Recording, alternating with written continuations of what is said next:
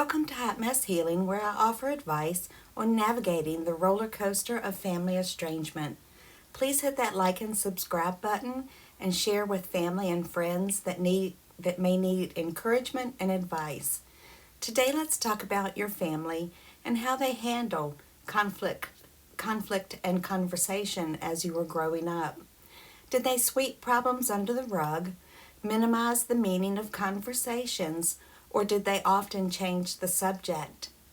Is conflict often unresolved? And then there's a wall of resentment built up in your family. Constructive communication is not blame, and it takes practice to master effective communication skills. It takes practice to learn how to communicate without hurling insults and blame at one another and without being defensive. Is your family the type that gets heated very quickly with raised voices? Topics will get misconstrued. There are frequent interruptions and using phrases like always and never, or where the focus shifts from solving a problem to blame and winning. Does your family have a passive-aggressive or sarcastic communication pattern, using the silent treatment and throwing out subtle digs? Having emotional cutoff and shutting down when conflict feels overwhelming? Is there blame and gaslighting? Let's look at some healthy communication tools. Phrases like, I've been thinking about what happened. Can we talk? When you grow up learning ineffective communication skills, especially if you were from the generation of being seen and not heard, it's very hard to make those changes.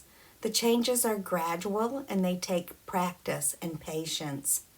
Not using the words always and never, giving clear and concise examples of a problem, using active listening skills and seeking confirmation and clarification when needed. Reflecting back to what you've just heard, slowing down the conversation to keep it from escalating, being clear and respectful to the person that you're speaking with. Discuss one topic at a time, asking questions such as, what was that like for you? And recognizing periods where the other person begins to shut down. Shutting down may indicate that it's not the right time to talk about a specific matter. It's also better to consider when the other person has time for you, when neither of you are super tired or super stressed or super distracted. Maybe there's a deadline at work that has you feeling very distracted. Importantly, consider an outside mediator, a person who can help with focus on specific topics in a safe way for both people. And also having a list of questions is very helpful. One of the questions that I found to be very helpful as I was raising my children would be to ask, what does this look like to you? Even for simple things, I would say, it sounds like you want this to be a special occasion, but what does that look like to you?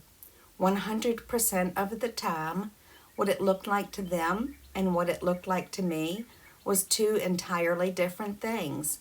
It would help me shift my focus, and that would always turn out to be a good thing. In the comment section below, tell me about some of the communications that you have had that were helpful and some of the techniques that you used and how it turned out. I love you and I pray for you every day. Take care.